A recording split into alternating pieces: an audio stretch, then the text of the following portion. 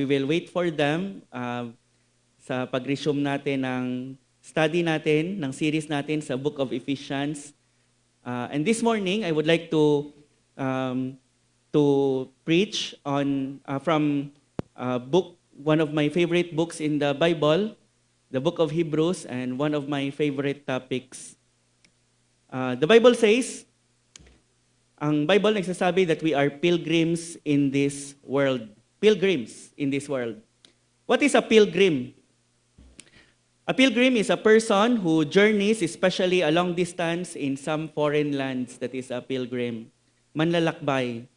The Bible says in several places that Christians are pilgrims in this world, traveling on their way home.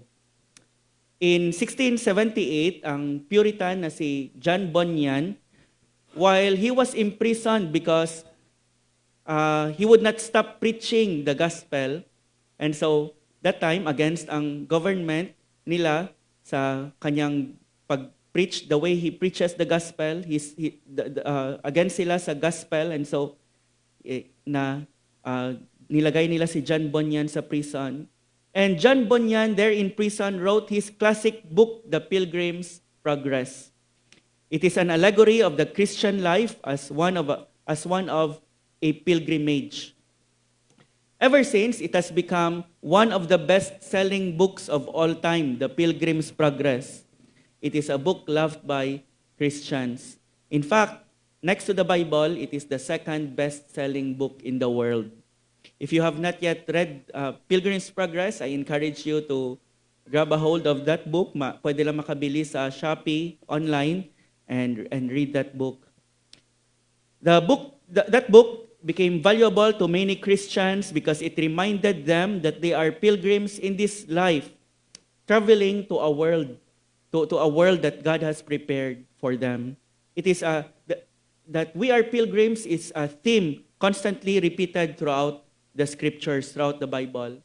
And so in this message, we will study how the saints of old lived with a pilgrim mindset in light of eternity, so that by God's grace, we may follow their pilgrim footsteps. The title of my message is Living as Pilgrims on Earth, from the book of Hebrews, Hebrews chapter 11, verses 13 to 16.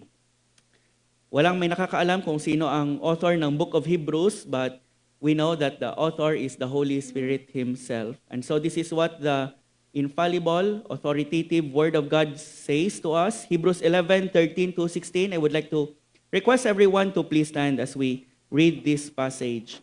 Hebrews 11, verses 13 to 16.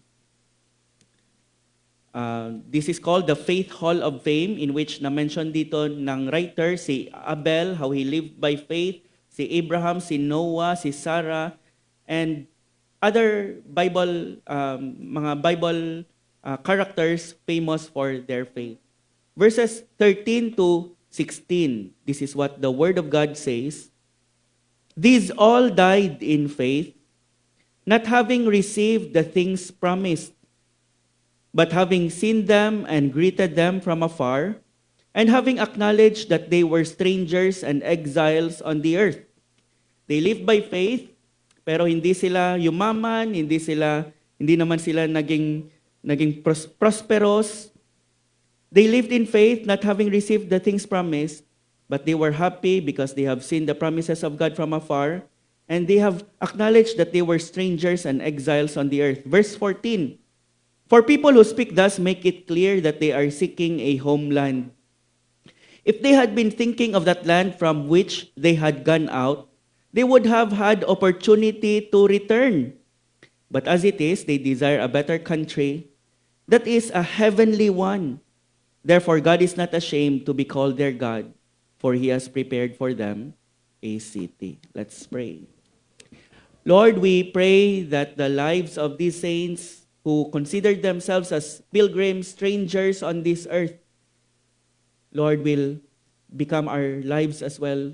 May it be, O Lord, that as you were not ashamed to be called their God, you will also not be ashamed to be called our God by the way we live, just like them, pilgrims on this earth. Lord, please be with us as we study and meditate your word. Apostle Paul said, I planted, Apollos watered, but it is God who gives the growth. And so, Lord, I pray that as your word is planted in our hearts, you would as well give the growth. In your name, Lord Jesus, we pray. Amen. Please be seated. Hebrews 11 is known as the Faith Hall of Fame. Faith Hall of Fame. Because the writer to the Hebrews gave several examples of men and women who were famous because of their faith. Faith Hall of Fame. Mga ordinary men and women lang ang mga ito. They do not have special abilities or capabilities or talents. But through their faith, they were enabled to do great things for God and persevere through many of life's difficulties. Ang passage natin, nagme-mention ng mga faithful believers who lived as strangers and pilgrims on the earth. And kinoment sila ng Panginoon for their faith as pilgrims. And so, in this passage, we can see several characteristics of the lives of these faithful pilgrims. I will mention only 3 from our passage. What does it mean to be a pilgrim, to be a faithful pilgrim? And the first is, a faithful pilgrim have a different perspective. They have a different perspective. These all died in faith, not having received the things promised, but having seen them and greeted them from afar, and having acknowledged that they were strangers and exiles on the earth. Ang iba, nag-believe sila sa Panginoon, and yet hindi naman sila yumaman, hindi naman sila naging prosperous, and they turned away from God. Pero ang mga taong ito, hindi. Because alam nila na ang promises ng Panginoon are mainly hindi marireceive in this life. And so they traveled as pilgrims, faithful pilgrims, trusting the promises of God, embracing the promises of God, greeting the promises of God from afar. They acknowledge that they are strangers and exiles on the earth. Ang mga pilgrims na ito, they lived with a different perspective, a godly perspective, a perspective that comes from faith. These all died in faith. What is faith? Faith is sabi ng Hebrews 11, faith is the assurance of things hoped for, the evidence of things not seen.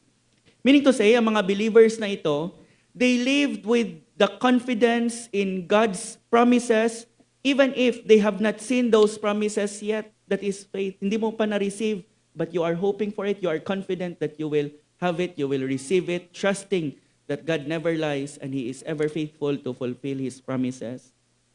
And so ang mga believers na ito, they took God at His word, and they were sure that what God has promised, He is able and willing to perform. That it is as good as done, even though malayo pa before ma-receive nila ang mga promises ng Panginoon. These all died in faith. In fact, namatay sila in faith. Not having received the promises of God at all, but they died in faith because they believe that they will receive it. If not in this life, in the life to come. These believers live for what is unseen, that is faith. That is why many of them were considered crazy, foolish by many. These believers live for what is unseen. That's why many in their day thought ang mga people na ito, they were crazy. Faith looks beyond what the eye can see. Faith looks at the unseen. And so faith often looks foolish to the eyes of the world. Ang book na Pilgrim's Progress, nag-start with a man. Ang pangalan niya was Christian. And he was standing with a great burden sa kanyang likod, symbolizing his sin and guilt. And may book siya sa kanyang hand. It was a Bible actually. Habang binabasa niya ang libro, he began to cry out in fear. Bigla na lang umiyak siya, realizing that he is doomed to die and face judgment. At ang city wherein he is living, the city of destruction, will be destroyed. And he asked, what shall I do? He came running and asked, what shall I do? And so he began his journey from the city of destruction to the celestial city. When he embarked on that journey, ang kanyang asawa mismo at ang kanyang mga anak nag-isip that maybe he has lost his mind. Yung tatay nyo, ang asawa ko, has lost his mind. But in reality, he was the only one who truly saw things clearly. He saw the coming judgment and the hope of eternal life. And so he embarked on that journey from the city of destruction to the celestial city. When you really believe in heaven and hell, and you are convinced with the future judgment of God and the eternal rewards of God, and you begin to live like a pilgrim in this life, in this world, people in your school, in your office, they would think that you are strange, you are crazy. Sasabihin nila, why don't you just enjoy life? Why take your faith so seriously? Marami namang mga Christians who does not live like you. Why live differently from everyone else? What do you do kung yan yung tanong sa'yo? Tulad ng mga pilgrims na ito, you trust what God has said. You trust what God has said. You trust what you know to be true. You believe that what God has said is the truth. That is what it means to live by faith. People may call you foolish, but one day it will be clear who was wise and who was really foolish. If you really live as a pilgrim with a different perspective, people would wonder, why are you not living for the things we are living for? And they will begin to consider you strange or perhaps even crazy. If no one considers us strange or crazy, it may be because we are living like them, having the same perspective as them. Because if you really begin to take your faith seriously, you will be strange in the eyes of others, and some would even begin to mock you. Take for instance si Noah. Na-mention siya in verse 7 of this chapter 11. Sabi ng passage, by faith Noah, being warned by God concerning events as yet unseen, in reverent fear constructed an ark for the saving of his household. By this he condemned the world and became an heir of righteousness that comes by faith. Before the flood, sabi ng Bible, Genesis chapter 2 verses 5 to 6, the Lord God had not caused it to rain on the land. Walang rain. But a mist was going up from the land and was watering the face of the ground. And so ang mga taong kasama ni Noah, including si Noah, hindi pa nakakita ng ulan. And yet Noah built an ark. And he constructed an ark, sabi nila, mga 150 years. And when Noah preached about the rain and the flood that is coming upon them, probably as the word of God implies, hindi pa sila nakakita ng ulan. And people would have thought that it was utterly impossible. People must have thought, this is crazy. Kalokohan ito. And tubig manggagaling sa taas. Can you imagine the mockery that Noah faced? People must have laughed at him. Ulan, baha, ang tubig manggagaling sa taas. Nasisiraan ka na ba ng bait, Noah? Siguro lagyan mo na lang ng gulong ang barko mo at dalhin sa dagat. But Noah trusted God's word above what his eyes could see. Our passage says, ang mga Christians na ito, they saw the future promises of God and lived not for the present, but for the future promises that God has given to them. But having seen them and greeted them from afar, and having acknowledged that they were strangers and exiles on the earth, many live as though this world is all there is. Many live as though this world is all there is, but not these Christians. Through the eyes of faith, nakita nila ang promises ng Panginoon from afar and embrace these promises as though these promises are already present. In fact, sa King James Version, and embrace nila ang promises ng Panginoon. Isa sa mga example was Abraham. Si Abraham, nagbigay ang Panginoon ng promise sa kay Abraham na bibigyan siya ng lupa para sa kanya at para sa kanyang mga descendants. And so he went out from his own country, from the city of Ur of the Chaldees, and he believed the promise of God kahit na walang titulo ng lupa na binigay ang Panginoon sa kanya. He went out from his own land, left his family, left the life he knew, lived as pilgrim in a foreign land because he really believed that what God promised is true. He became a stranger living in a foreign country, dwelling only in tents when he could have lived a comfortable life at home, and he was sustained in his faith because he was always looking for the city. According to our passage, he was always looking for a city which has foundations, whose builder and maker is God himself. And the Bible says that though the whole land was promised to him, the whole land of Canaan, it became known as the promised land. He died not having so much, according to the book of Acts, according to the preaching of Stephen, he died not having as much as a foot to step upon and to call his own. Wala ngang kahit na isang talampak, isang ano lang ng lupa. He did not possess much of the land. In fact, nung namatay ang asawa niya na si Sarah, kailangan pa niyang bumili ng lupa sa land na pinramis ng Panginoon sa kanya. Genesis chapter 23 verse 4, Abraham pleaded with the sons of Heth for a grave for his wife. Sabi niya, I am an alien and a stranger among you. Sell me some property for a burial site here so I can bury my dead. Ang lugar na ito is the cave of Machpelah in Hebron in the land of Canaan.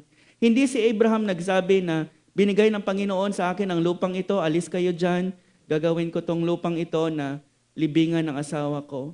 He had to purchase a burial plot for 400 shekels of silver.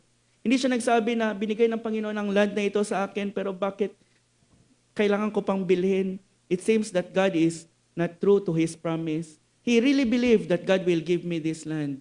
And so kahit na bibilhin ko muna, it's okay, it's all right with me because I know that God promise will be fulfilled. This cave became the first piece of land that he owned in Canaan. Hindi para patayuan ng bahay, kundi libingan ng kanyang asawa, libingan ng patay. That's faith. Living as a pilgrim, content with the promises even though you do not possess them yet, because you trust the promise giver. These all died in faith, not having received the things promised, but having seen them and greeted them from afar, and acknowledged that they were strangers and exiles on the earth. This mindset is not unique sa kay Abraham. For example, when Jacob was in Egypt, he said sabi niya sa kay Pharaoh, "The years of my pilgrimage are 130. My years have been few and difficult, and they do not equal the years of the pilgrimage of my fathers." Para sa kay Jacob, my life here is only a pilgrimage. I am only traveling in this world. I am on my way to glory. My pilgrimage, the years of my pilgrimage are 130. Kung tatanungin ka, how old are you na? The years of my pilgrimage are 41 or 52 or 85, that you see your life simply as a pilgrimage here. David in Psalm chapter 100 verse 19 says, I am a sojourner, sa ibang version, an alien, a stranger on the earth. And sabi ni David, hide not your commandments from me. Your commandments is my map, it is my guide on how to navigate this world because I am only a stranger here. Hide not your commandments from me, sabi ni David. Saints of old have seen their lives as days of sojourning, as days of pilgrimage. They have a different perspective. They see themselves as pilgrims, as strangers, and as exiles in this land. They acknowledge that this world is not their home, that they are foreigners in a foreign country. They are exiles, and as exiles, they all confess that they don't belong here. I don't belong here. Some of them, in fact, lived very difficult lives and died very painful deaths. Some of these pilgrims, the writer would say later on in verse 32, were stoned, they were sawn in two, they were killed with the sword, they went about in skins of sheep and goats, destitute, afflicted, and mistreated. Ang iba sa kanila, nilagari si Isaiah, Prophet Isaiah, nilagari siya into half.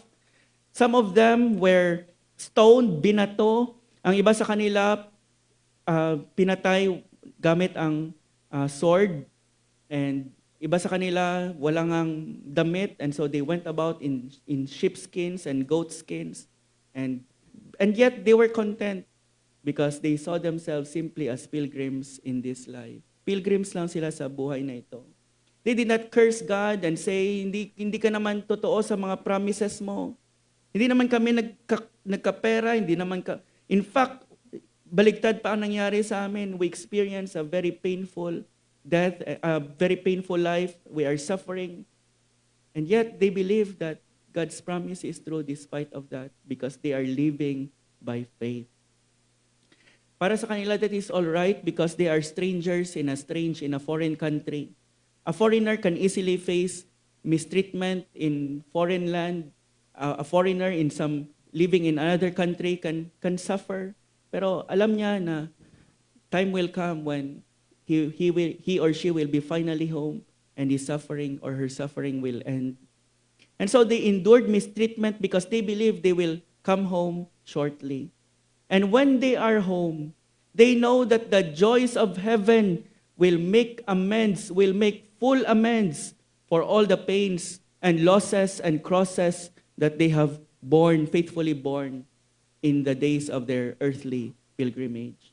Alam nila that their first day in heaven would fully make amends for all the life of difficulty that they have experienced as pilgrims.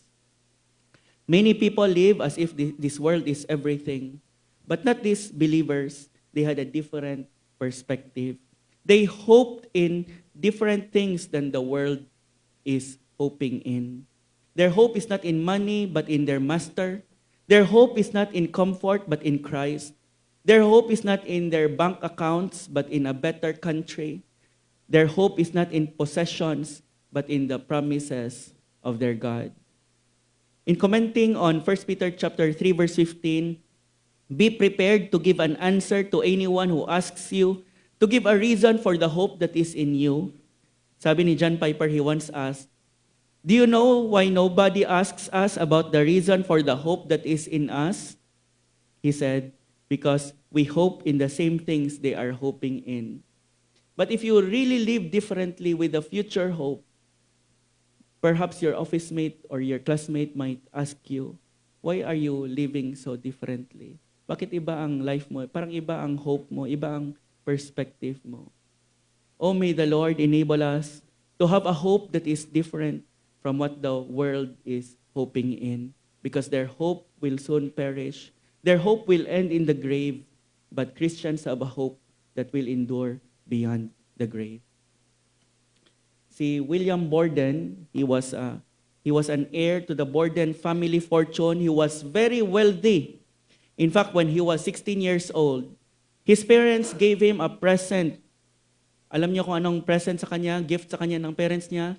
Trip around the world. Trip around the world, that was the present that his parents gave him. Sino gusto ng ganyan? Trip around the world. But he gave up his fortunes and rejected a life of ease in order to bring the gospel to lost Muslims. Refusing even to buy himself a car, Borden gave away hundreds of thousands of dollars to missions.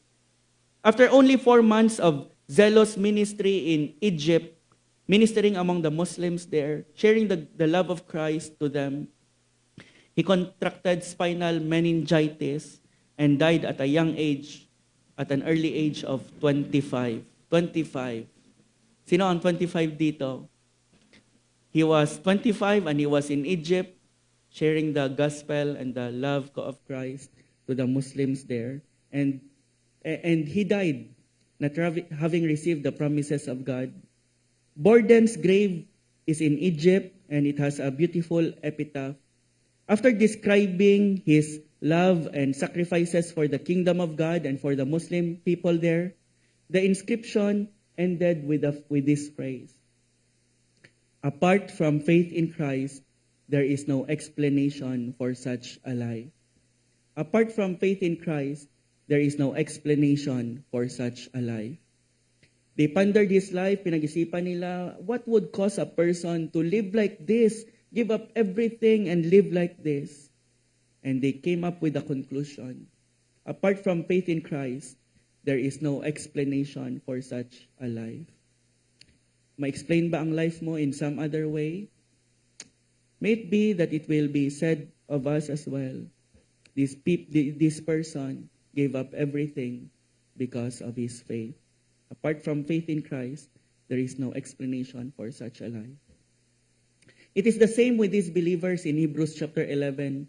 Apart from faith in Christ, there is no explanation to their lives.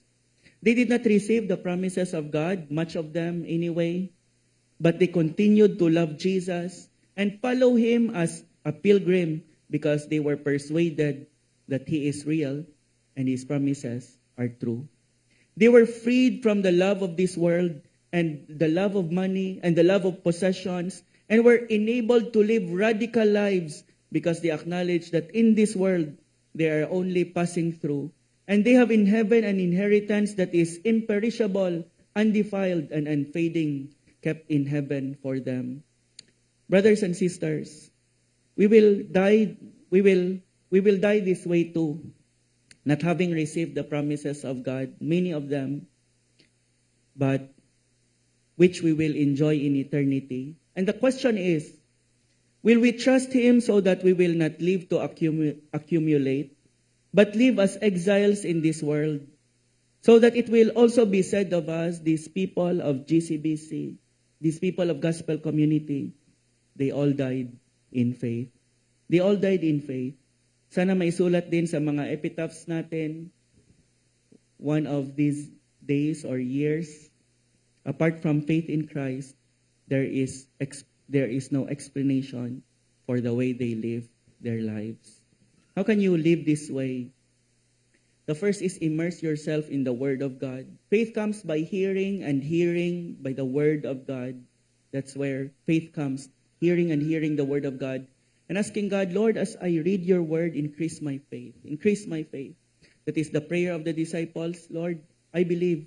Sa ng isang father, I believe, help my unbelief. Sabi ng mga disciples, increase our faith. That is a good prayer. Ang Facebook, TikTok, YouTube bombards you with the advertisements and with the temptation to live like your unbelieving friends and to live like the unbelieving world. Enjoy the here and the now. If that is what you feed your eyes and your mind and your heart, you will have the same perspective as the world. You will live like the world. And so immerse yourself in the Word of God. Pray, Lord, increase my faith. Strengthen my faith so that I will be content to live as a pilgrim in this world and enjoy your promises for all eternity.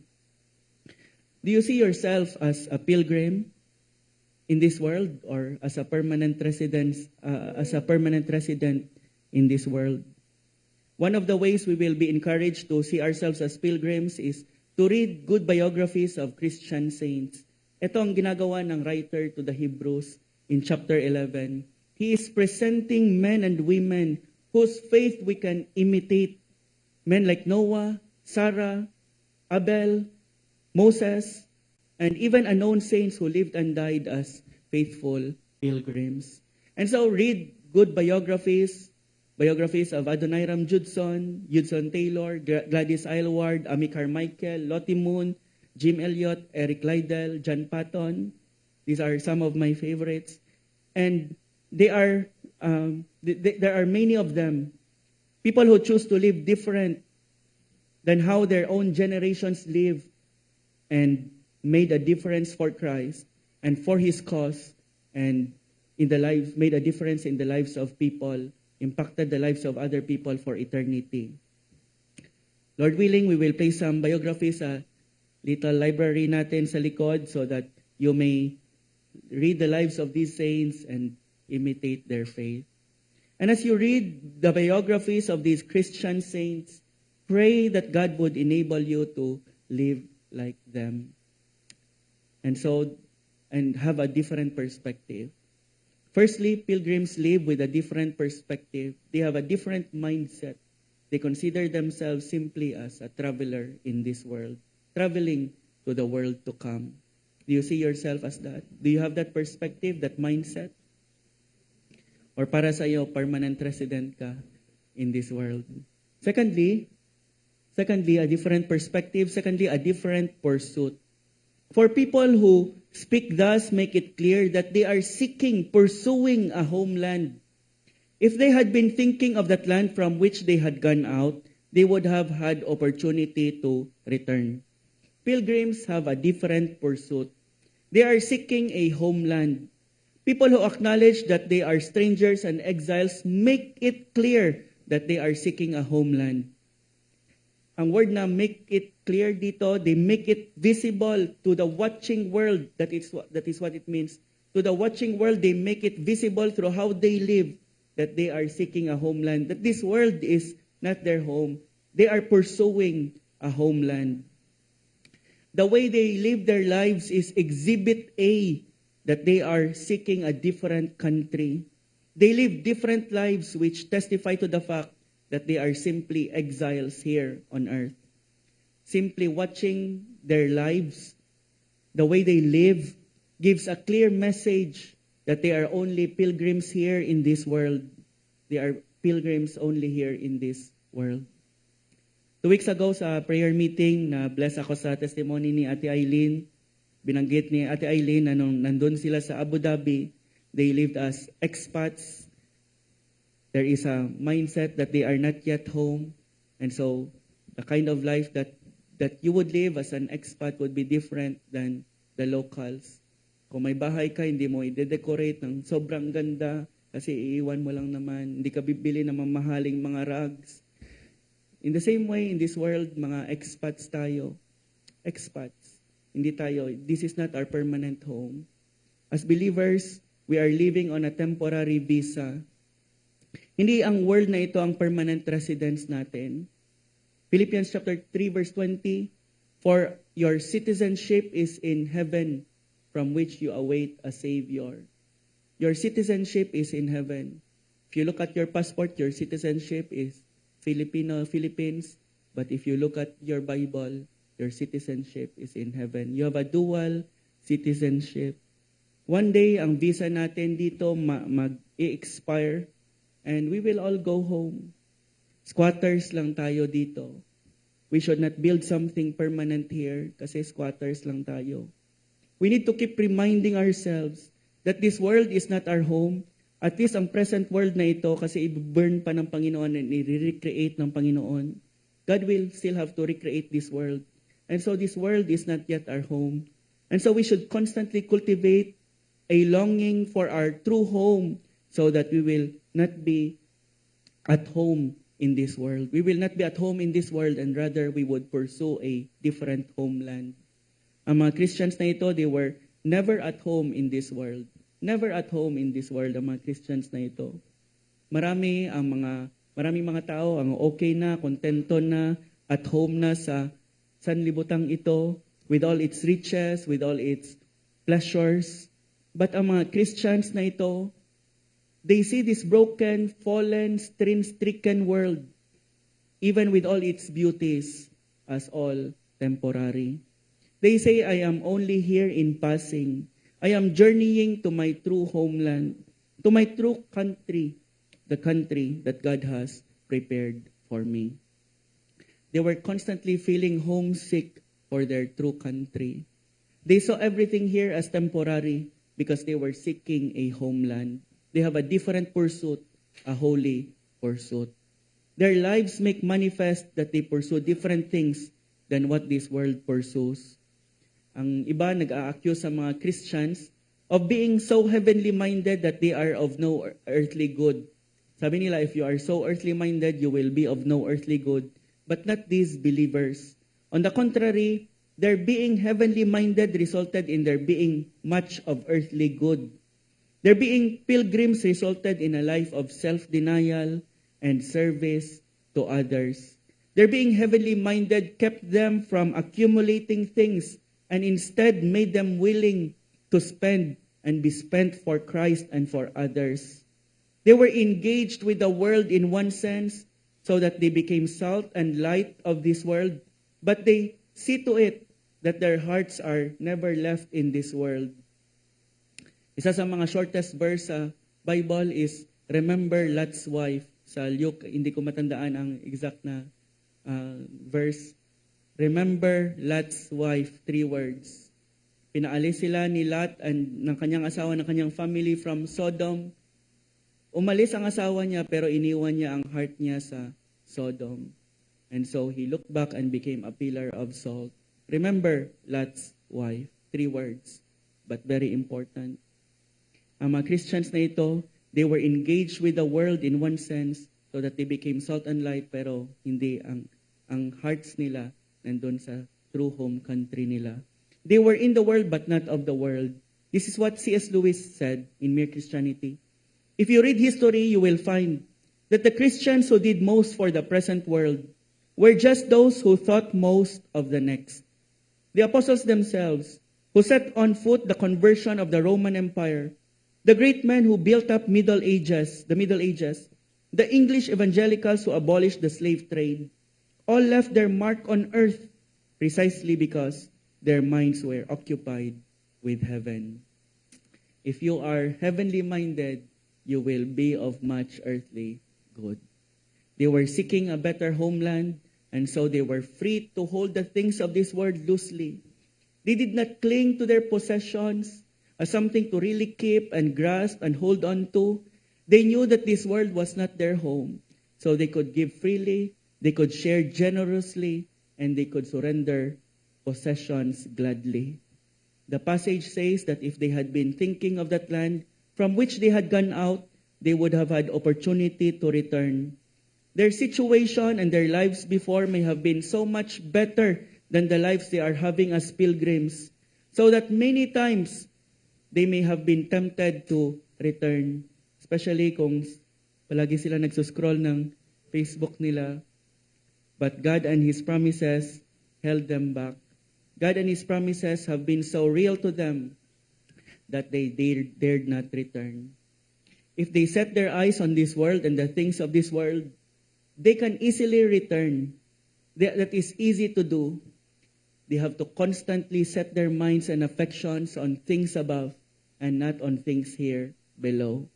Kung hindi, their minds and affections could just easily drift back to that country from where they came from.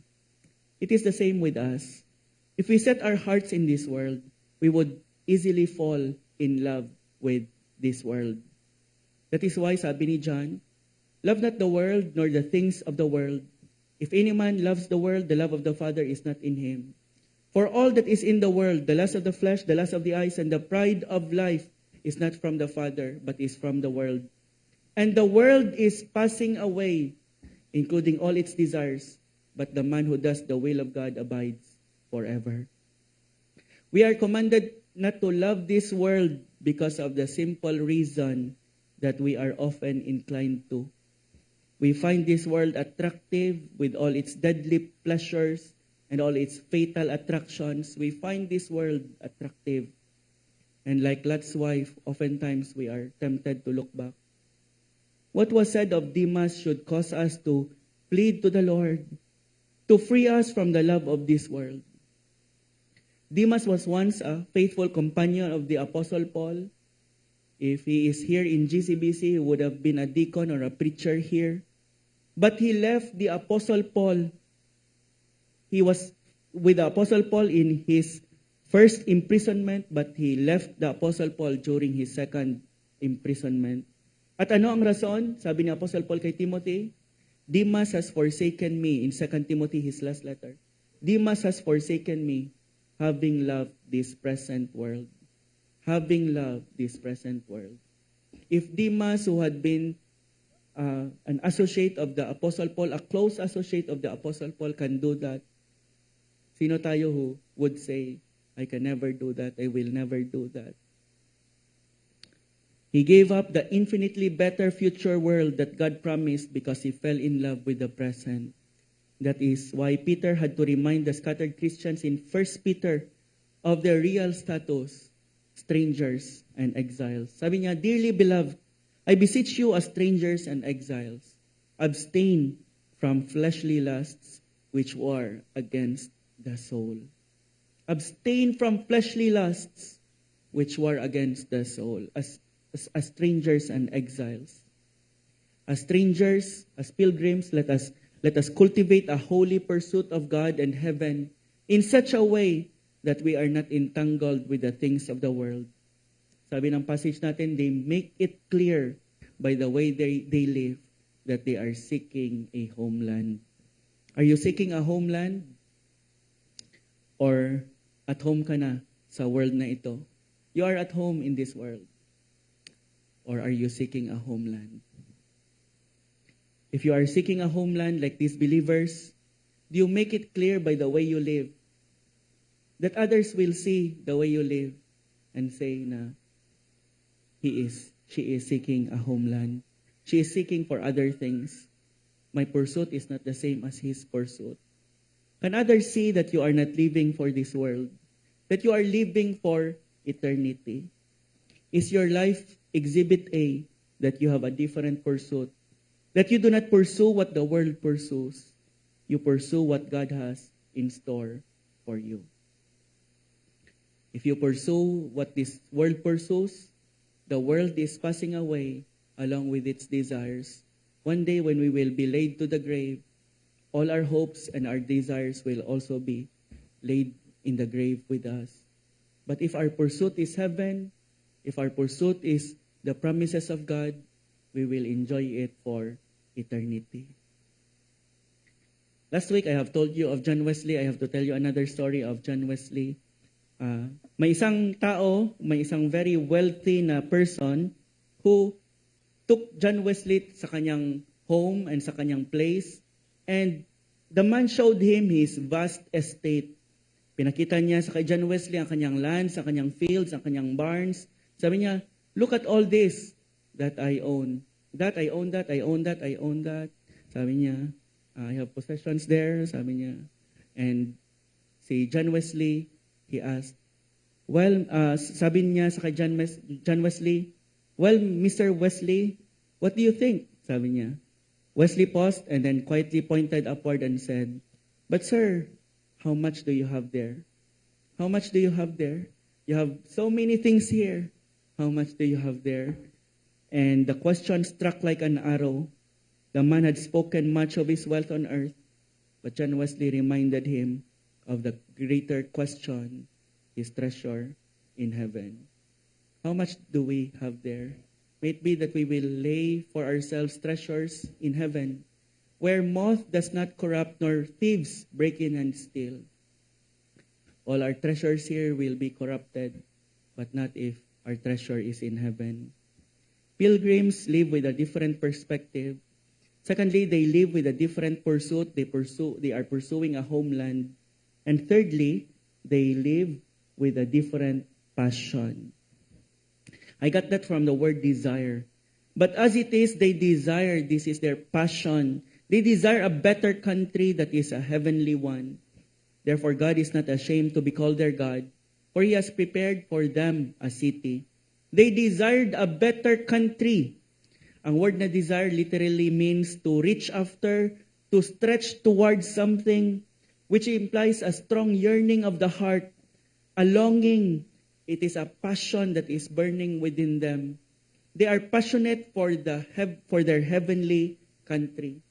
These Christians have a different desire, a different passion, a heavenly passion. Verse 16, but as it is, they desire a better country. They yearn for a better country. They long for a better country that is a heavenly country. They join Asaph in his prayer, "There is nothing upon earth that I desire besides you." Psalm chapter 73. These Christians did not return to their homeland because they desired a better country, an infinitely better country where God is and where God will be with them for all eternity. That is the country that they desire. It was a sacrifice. They sacrificed a lot. Marami silang iniwan, like Abraham. Marami silang give up. But in the end, it was not ultimate sacrifice. It was not an ultimate sacrifice. They are exchanging their rags for riches. They are trading their garbage for gold. They are trading their dust for diamonds. They are giving up temporary tents for an eternal city. They are trading passing pleasures for everlasting joy. Ang writer nag-conclude with a glorious and wonderful conclusion beginning with the word therefore. Therefore, God is not ashamed to be called their God, for He has prepared for them a city. The writer gave two reasons, dalawang rason, why God is not ashamed to be called their God. And ang dalawang rason, may clue tayo sa dalawang conjunctions na therefore and for. The first reason why God is not ashamed to be called their God has to do with God fulfilling His promises. God is not ashamed to be called their God for or because He has prepared for them a city. Ang logic ng writer is, God will be ashamed if He could not fulfill His promises to His people who have so given up everything because they trusted that He is able and willing to fulfill what He has said.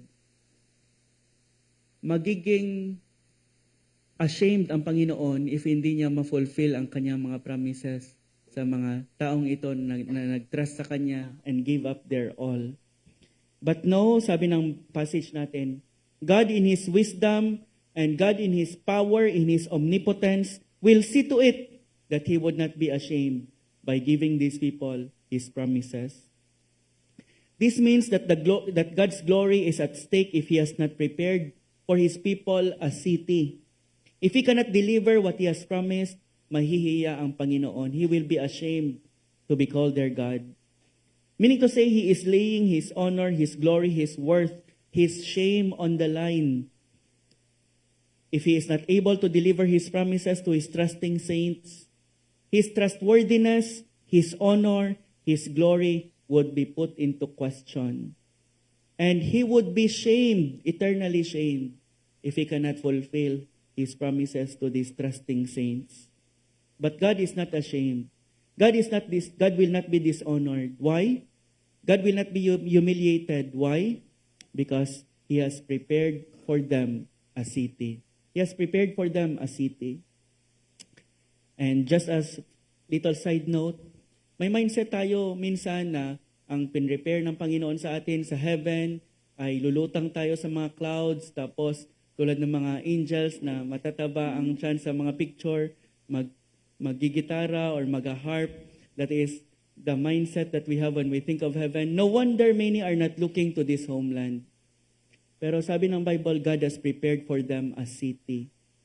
I imagine Singapore or New York, a city, pero wala ng mga child molesters, wala ng mga pickpocketers, wala ng mga vandals, wala ng mga kidnappers, wala ng mga carnappers, wala ng mga masasama. Just a city that is beautiful, more than the best cities in this world. He has prepared for them that city. He has prepared for us that city. Walang tao na makakarating sa langit and madidismaya and magsasabi, eto lang, this is it. After all that I have given up, this is all I will have. Marami ang nag-live for this world and reach the end of their lives and say, eto lang, vanity of vanities, all is vanity, tulad ni Solomon in Ecclesiastes. Pero walang Christian na darating sa heaven and mag-a-utter ng words na yan. Ang Queen of Sheba, maraming mga narinig sa palace ni Solomon. At pagdating niya, sabi ng Bible, hinimatay siya, sabi ng Bible. She had already heard reports of Solomon's wisdom and wealth and splendor. But when she saw with her own eyes ang palace ni Solomon, she was overwhelmed. 1 Kings chapter 10 verse 7, sabi niya, I did not believe the reports until I came and saw with my own eyes. Indeed, not even half was told me. In wisdom and wealth, you have far exceeded the reports that I heard. Sabi niya kay Solomon. If the Queen of Sheba fainted at the splendor of Solomon's palace, what will it be like when we arrive at the city of God Himself and the city that God has Himself prepared for us? He who is greater than Solomon. And when we get there, not one of us will say, this is it. Instead, like the Queen of Sheba, I believe we will say, hindi pa nabanggit ang more than half has never been told. We will stand in awe and confess, Lord, this is far more glorious than I ever imagined or dreamed of. Truly no eye has seen, nor ear heard, nor has it entered into the heart of man what God has prepared for those who love Him. The second reason why God would not be ashamed has to do with God's people and they're so trusting His promises. Makikita natin yan sa word na therefore, i-explain ko lang. As it is, they desire a better country that is a heavenly. Therefore, God is not ashamed to be called their God. You see the connection? Because they so trusted in God, God is not ashamed to be called their God. In fact, God is proud of them, if I can say that word. God is proud that His grace has enabled them to become like they are. Meaning because they believed what God promised. A better country, therefore God is not ashamed to be called their God. The reason God is not ashamed to be associated with His people, to be called their God, is because they desire Him, His country, His promises, more than anything else. And in so doing, they show that He is trustworthy. They show that He is valuable. They show that He is of infinite worth, that they can give up everything and trust Him and follow Him. He and His promised country is worth giving up our lives and everything we have. Their lives shout for all to see. God and His promises are infinitely desirable. And when we do that, we do not shame God. Instead, we honor Him, we exalt Him, we magnify Him, His worth and His promises.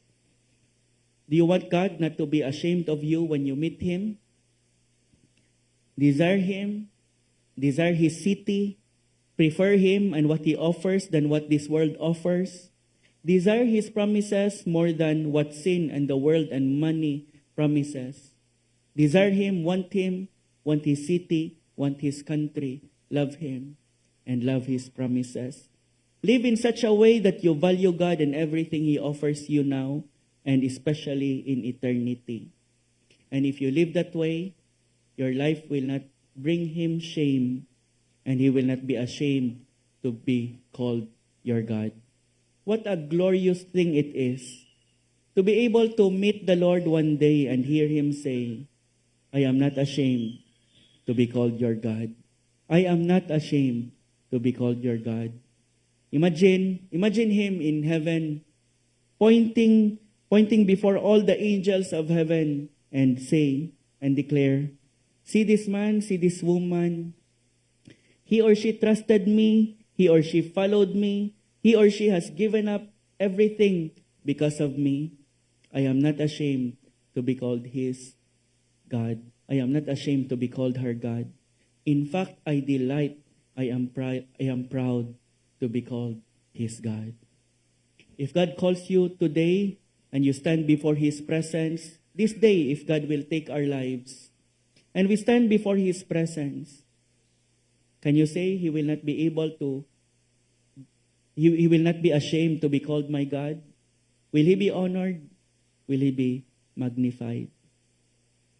May it be that at the end of our lives, when we stand before God, he will not be ashamed to be called our God, because we have so trusted him, loved him, and given up everything for him, that his worth is magnified in our lives, so that he is not ashamed, but rather honored and glorified.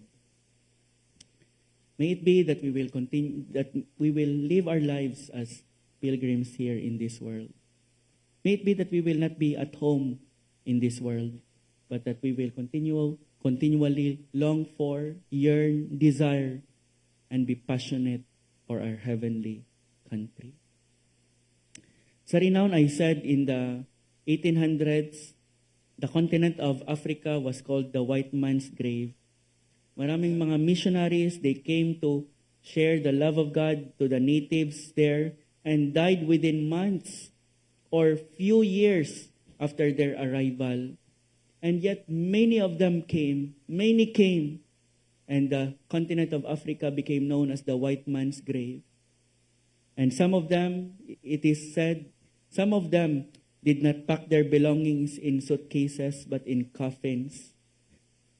Kabaong ang ginawa nilang mga pag-impakihan ng mga gamit nila, dual purpose, because they know that they will not last in that continent. They will not last long. But it's okay because they are only pilgrims in this world. They are only pilgrims in this life. This world is not their final dwelling. They were ready to spend and be spent for God and for the heavenly country He has prepared for them. And I believe when they reach heaven, God embraced them. God was not ashamed to be called their God because of their faith. As pilgrims, we must have different perspectives shaped by the Word of God. We must have a different pursuit, a holy pursuit, and we must have different desires and passions. Let us pray. Let us bow our heads and talk to God personally, individually, in response sa mga narinig natin this morning. Do you consider yourself as a pilgrim? Do you consider this life as temporary, this world as temporary? Or maybe at home ka na dito. You are already at home here. May mga properties ka na dito, may mga bahay, may mga kagamitan. And your heart is in this world already. God is telling you this morning, God is saying to you, live as a pilgrim. Live as a pilgrim.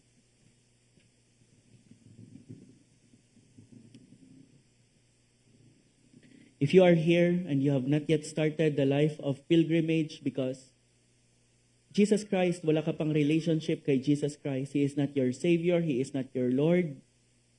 This morning, trust Him. The Bible says that we are all sinners on our way to hell. Our pilgrimage will end. Your pilgrimage will not end in heaven but in hell. Heaven is a prepared place for a prepared people. And if wala kang relationship kay Christ, you are not among them. And the Bible says that lahat tayo makasalanan, and because we are sinners, we are sinful, we are on our way to hell. And the only way of escape is because Jesus Christ died for our sins, paid for the penalty of our sins if we come to Him and repent and put our faith in Him. It is by faith that we can be accepted before God, that we can be forgiven of our sins, that we can become believers, that we can become saved, and that we can start a life of pilgrimage. For by grace you have been saved through faith. This is not your own doing. This is not of yourselves. It is the gift of God, not of works, lest any man should boast. Ephesians 2:8. John 3:16, whoever believes in Him should not perish, but have everlasting life. If this day you will believe in Christ as your Savior, and forsake your trust, your hope in your religion or your good works, and believe in Him as your only hope, your only Savior, the Bible says, He will save you.